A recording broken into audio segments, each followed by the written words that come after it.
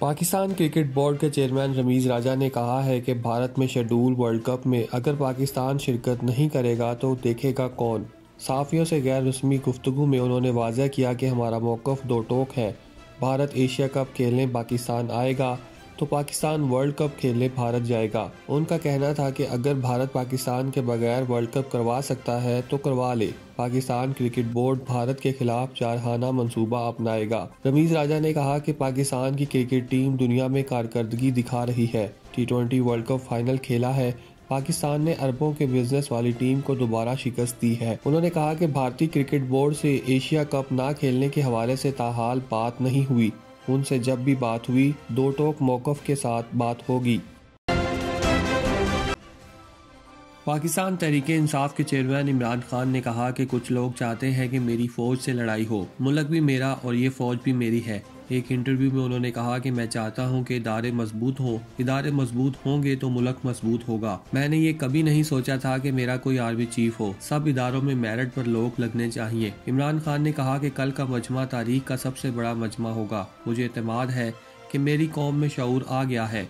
अपनी कौम के लिए रावलपिंडी जा रहा हूँ। मेरी कौम मेरे साथ है। इंसाफ मिलने तक हकीकी आज़ादी की तहरीक चलती रहेगी। उनका कहना था कि उन्होंने सिर्फ बारी बारी अपने मुकदमात खत्म कराए। आवाम से पूछें 7 माह में ऐसा क्या काम हुआ है। मुल्क में सियासी इस्तेकाम इलेक्शन से आएगा। उन्होंने कहा कि अगर इलेक्शन नहीं कराना चाहते तो उनसे क्या बात करूँ। हमारे जैसे लोग मुल्क को मजबूत देखना चाहते हैं।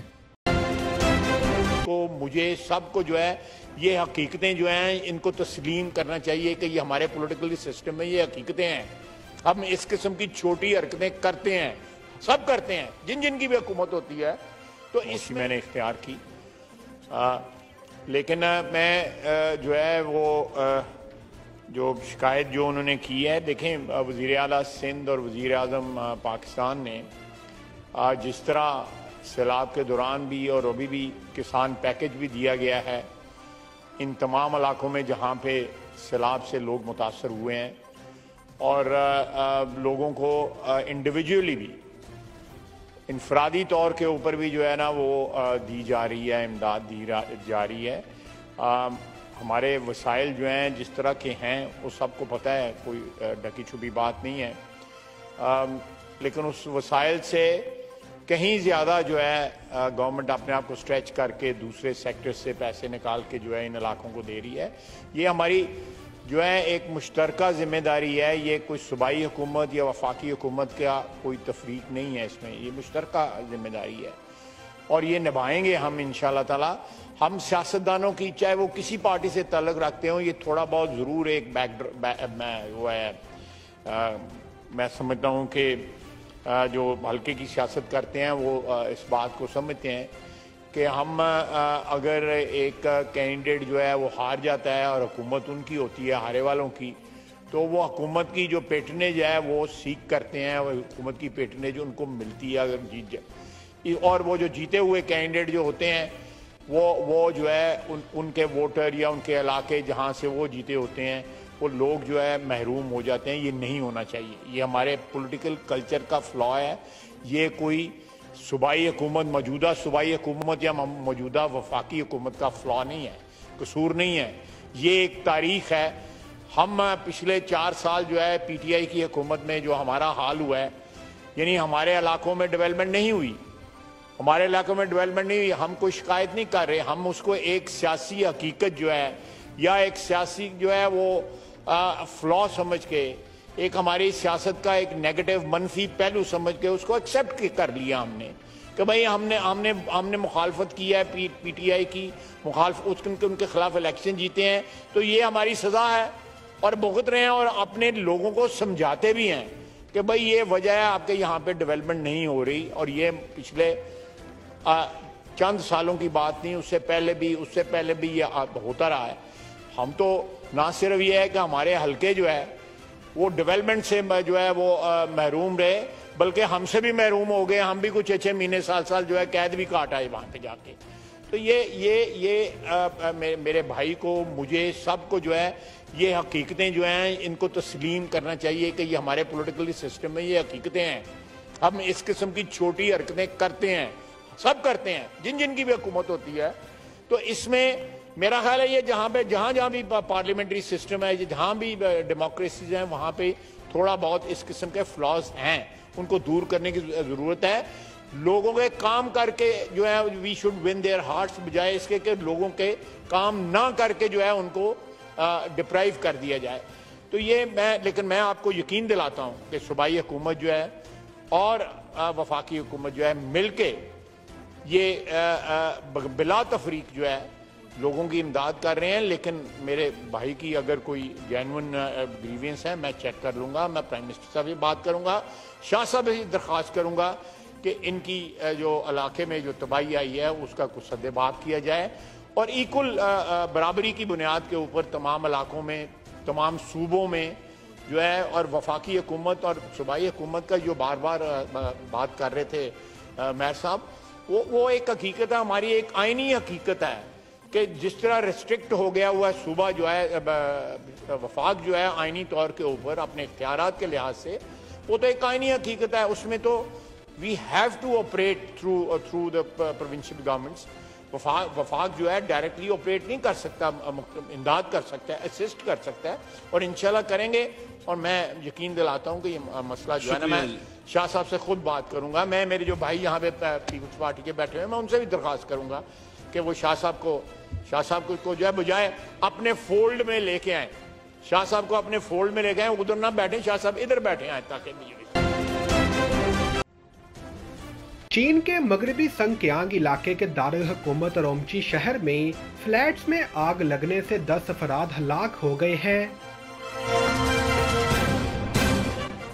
इस वाक़े ने ऑनलाइन गुस्से को जन्म दिया क्योंकि शहर अगस्त के अवाइल से सख्त कोविड पाबंदियों के तहत है। सरकारी मीडिया ने कहा कि इस कंपाउंड को कोविड से कम खतरे के तौर पर दर्जा बंदी करके रखा गया था और रिहायशियों को बिल्डिंग से बाहर जाने की इजाज़त दी गई थी। लेकिन एक रिहायशी ने बीबीसी को बताया कि लोगों को हर रोज़ सिर्फ मुख्तसर मुद्दत के लिए अपने घरों से निकलने की इजाज़त थी और वो वक्त हुकाम के कंट्रोल में था। सरकारी मीडिया के मुताबिक आग लगने से 9 अफराद जख्मी भी हुए हैं। इमारत की 15वीं मंजिल पर जुमेरात को मुकामी वक्त के मुताबिक तकरीबन 7:50 पर आग लगी और तकरीबन 3 घंटे बाद इस पर काबू पाने से पहले वो ऊपर की मंजिलों तक फैल चुकी थी। चीन के सरकारी मीडिया के जरिए ऑनलाइन पोस्ट की गई वीडियो में कारकुनान को कंपाउंड के करीब से बाड़ बनाते हुए और फायर ब्रिगेड का इंतजार करते हुए दिखाया गया। आग के करीब वाक़े रिहायशी अहाते में मौजूद एक रिहायशी ने बैनुल-अक़वामी खबर रसाद दायरे को बताया कि अरोमची में कम खतरे वाले कंपाउंड्स में भी रिहायशियों को मुकामी हुकाम की हदायत पर अमल करना पड़ता है कि यहाँ तक कि इन्हें बाहर जाकर वर्जिश करने के लिए भी हुकाम से इजाज़त लेना पड़ती है। चीन में हिफाजती मेयारात में कमी की वजह से आग लगने के वाक़यात अक्सर रूनुमा होते हैं। इस हफ्ते के शुरू में वस्ती नियांग शहर में एक फैक्ट्री में लगने वाली आग से 38 अफराद हलाक हुए थे। हुकाम ने इल्ज़ाम लगाया कि आग की वजह इलेक्ट्रॉनिक वेल्डिंग बनी जिसमें कारकुनों ने हिफाजती इक़दामात की खिलाफ वर्जी की थी। एलोन मस्क का कहना है कि ट्विटर अगले हफ्ते से कुछ मुअत्तल अकाउंट्स को आम माफी फराहम करेगा। ये बयान इस वक्त सामने आया है जब उन्होंने बुध के रोज ट्विटर के सारिफीन से ये पूछा कि क्या ऐसे अकाउंट्स जिन्होंने कानून की खिलाफ वर्जी नहीं की है या ज़बरदस्ती स्पैम में मुलविस हैं को सोशल मीडिया प्लेटफॉर्म पर वापस बहाल कर देना चाहिए। साबिक अमेरिकी सदर डोनाल्ड ट्रंप जैसे कई अकाउंट्स को एलोन मस्क ने पहले ही बहाल कर दिया है। 3.1 मिलियन से ज्यादा ट्विटर सारिफीन ने एलोन मस्क के सर्वे का जवाब दिया। इनमें से 72.4% ने हाँ में वोट दिया। एलोन मस्क जिनके प्लेटफॉर्म पर 118.7 मिलियन फॉलोअर्स हैं ने बाद में ट्वीट किया, लोग बोल चुके हैं, एमनेस्टी अगले हफ्ते से शुरू हो रही है। उन्होंने अपने ट्वीट में एक लातीनी जुमला भी इस्तेमाल किया जिसका तर्जुमा है, लोगों की आवाज़ खुदा की आवाज़ है। एलोन मस्क ने इस बारे में तफसीलात नहीं बताई कि माफ़ी के अमल को कैसे अंजाम दिया जाएगा।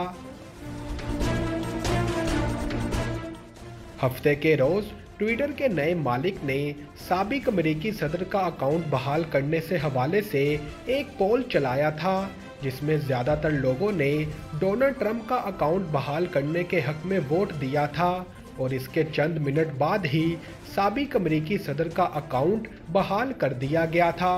लेकिन साबिक अमेरिकी सदर शायद इस सोशल मीडिया प्लेटफॉर्म पर वापस ना आए, जैसा कि उन्होंने कहा कि मुझे इसकी कोई वजह नज़र नहीं आती। 4 साल कबल शुमाली ऑस्ट्रेलिया के साहिल पर मुर्दा पाई जाने वाली नौजवान खातून के कत्ल के इल्ज़ाम में एक शख्स को भारत में गिरफ्तार कर लिया गया है। 24 साला टोया कोई डिंगले की लाश अक्टूबर 2018 में शुमाली ऑस्ट्रेलिया के साहिल से मिली थी। इस वाक़े को जुनूनी, सफाकाना और अफसोसनाक हमला कहा गया था।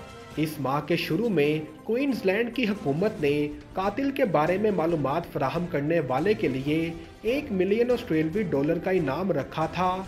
इसके बाद राजविंदर सिंह की गिरफ्तारी अमल में आई, जिस पर टोया के कत्ल का इल्ज़ाम है।